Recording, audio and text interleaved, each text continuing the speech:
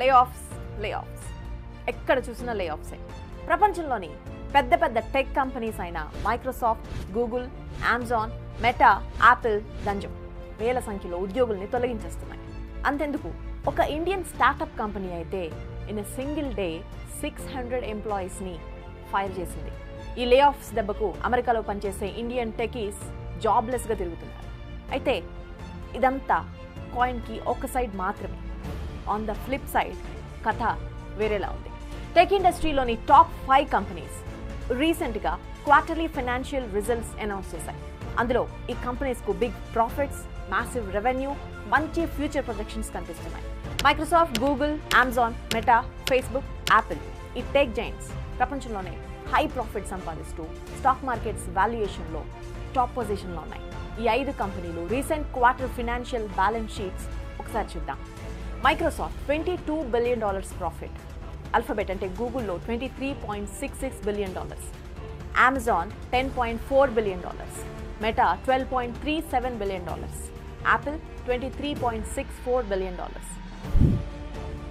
అయితే ఇన్ని లక్షల కోట్ల లాభాలున్నా ఈ కంపెనీలు భారీ సంఖ్యలో ఎంప్లాయీస్ని ఎందుకు ఫైర్ చేస్తున్నాయనేది ఇప్పుడు పెద్ద question. Times of India recent report ప్రకారం ఈ ఇయర్లో అంటే ఏప్రిల్ 2024 వరకే మొత్తం 250 టెక్ కంపెనీస్ 70,000 ఎంప్లాయీస్ని ఫైర్ చేశాయి. ఇక ట్విట్టర్ కంపెనీ ఇలాన్ మస్క్ చేతికొచ్చినప్పటి నుంచి ఆయన మాస్ లే ఆఫ్స్ చేస్తూనే ఉన్నాడు. ఇన్ టోటల్ ఈ కంపెనీలన్నీ తమ వర్క్ ఫోర్స్లో నుంచి 5% ఎంప్లాయీస్ని తొలగించేశాయి. ఈ ఫైరింగ్స్కు చాలా రీజన్స్ ఉన్నాయి. Let's see one by one. వాటిలో మెయిన్ రీజన్ కరోనా టైంలో ఓవర్ హైరింగ్ చేసుకోవడం. దాంతోపాటు ఈ బడా టెక్ కంపెనీల్లో కొన్ని యూనిట్స్ లాసెస్లో ఉండడంతో ఆ యూనిట్స్ని కంపెనీలు మూసేశాయి. దీంతో అక్కడ పనిచేసే వారి ఉద్యోగాలు పోయాయి. ముందుగా కరోనా లాక్డౌన్ గురించి ఒక్కసారి డీటెయిల్గా డిస్కస్ చేసుకుందాం. లాక్డౌన్ టైంలో ప్రజలంతా ఇళ్లకే పరిమితం కావడంతో అందరూ ఆన్లైన్ సర్వీసెస్ ఉపయోగించడం మొదలుపెట్టారు. ముఖ్యంగా అమెజాన్, ఫ్లిప్కార్ట్, బిగ్ బాస్కెట్ లాంటి యాప్స్ ఉపయోగించే వారి కౌంట్ ఎక్స్పోనెన్షియల్గా పెరిగిపోయింది. దీంతోపాటు ఇంట్లో ఉంటూ నెట్ఫ్లిక్స్, ఆహా లాంటి ఓటీటీలో బింజ్ వాచింగ్ చేసేవారు ఎక్కువ కావడంతో బిజినెస్ ఒక్కసారే బాగా పెరిగి కంపెనీలు ఈ పెరిగిన కన్జ్యూమర్స్కు సర్వీస్ అందించడానికి ఎక్కువ స్టాఫ్ని హైర్ చేసుకున్నాయి. పాండమిక్ అంటే ముందు కాలంతో పోల్చితే లాక్డౌన్ టైంలో 71% ఎక్కువ వర్క్ ఫోర్స్ని కంపెనీలు హైర్ చేసుకున్నాయని రిపోర్ట్ చెబుతోంది. అందుకే కరోనా టైంలో సాఫ్ట్వేర్ జాబ్ చేసే వాళ్ళకి విపరీతమైన డిమాండ్ చూసాం. కానీ ఇప్పుడు లాక్డౌన్ తర్వాత పరిస్థితులు మళ్ళీ నార్మల్ అయిపోయాయి. దీంతో ప్రజలు కూడా మెల్లగా ఆన్లైన్ నుంచి ఆఫ్లైన్కి మారిపోతున్నారు. దీంతో ముందు కంటే business growth rate slow down అయింది. బిజినెస్ తగ్గిపోవడంతో కంపెనీ సీఈఓలపై ఇన్వెస్టర్ల ఒత్తిడి పెరిగింది. ఈ కారణంగా కంపెనీలు నష్టాలు తప్పించుకోవడానికి కాస్ట్ కటింగ్స్ కోసం లే ఆఫ్స్ చేస్తున్నాయి.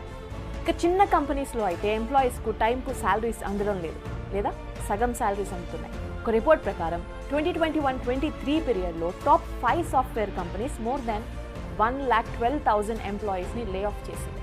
మ్యాసివ్ లే ఆఫ్స్కు మరో అతిపెద్ద కారణం artificial intelligence. Meta, Google, Microsoft, Amazon ఇలా చిన్న పెద్ద ప్రతి కంపెనీ ఏఐని తమ సాఫ్ట్వేర్ టూల్స్లో ఇంటిగ్రేట్ చేస్తోంది. దీనివల్ల కంపెనీల్లో పని చాలా వరకు తగ్గిపోయింది.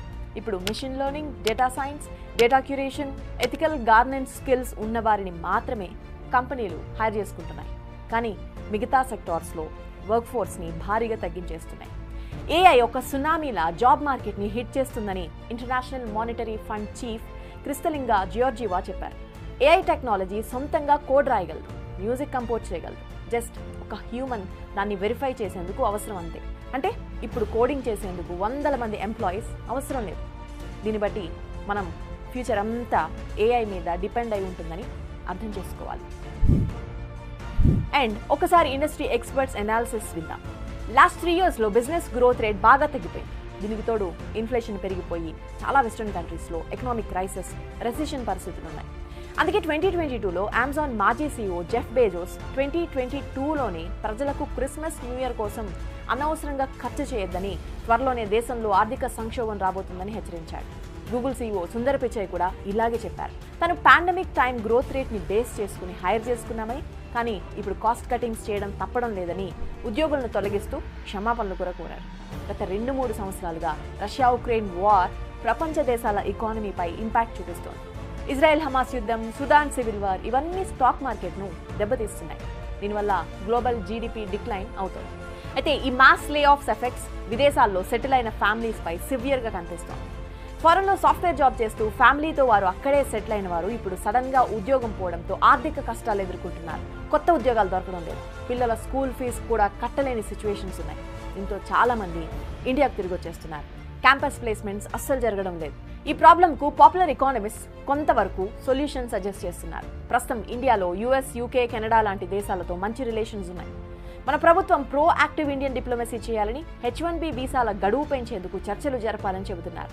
ఎందుకంటే అమెరికా ఇష్యూ చేసే H1B వీసాలలో 75% వరకు ఇండియన్స్కే లభిస్తాయి. ఇప్పుడు లే ఆఫ్స్ అయిన వారిలో H1B వీసా హోల్డర్స్ 30-40% ఉన్నారని సమాచారం. వెరీ హ్యూజ్ కదా. అయితే ఈ సిచ్యువేషన్ ని హ్యాండిల్ చేయడానికి పవర్ లో ఉన్న ఇండియన్ అమెరికన్స్ ముందుకు రావాలని, వారి హెల్ప్ చాలా అవసరమని ఎకానమిస్ట్ అభిప్రాయం.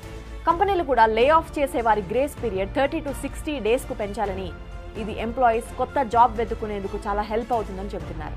ఇక అన్నిటికంటే ప్రాక్టికల్ సొల్యూషన్, ఎంప్లాయీస్ తమని తాము అప్ స్కిల్ లేదా రీస్కిల్ చేసుకోవాలి. కొత్త టెక్నాలజీ వస్తే వర్క్ షాప్స్ అటెండ్ చేస్తూ దాన్ని అడాప్ట్ చేసుకోవాలి. కొత్త ఆన్లైన్ కోర్సెస్ నేర్చుకోవడం వంటివి చేయాలి. అప్పుడే వారికి జాబ్ సెక్యూరిటీ ఉంటుంది. దీనికి తోడు కంపెనీ మేనేజ్మెంట్స్ కూడా మార్కెట్ డిమాండ్ అండ్ సప్లై సరిగా ప్రెడిక్ట్ చేయగలగాలి.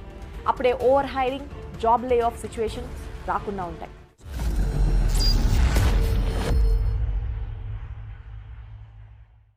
ఇలాంటి మరిన్ని ఇంట్రెస్టింగ్ టాపిక్స్ కోసం ఇప్పుడే సబ్స్క్రైబ్ చేయండి Big TV the view channel.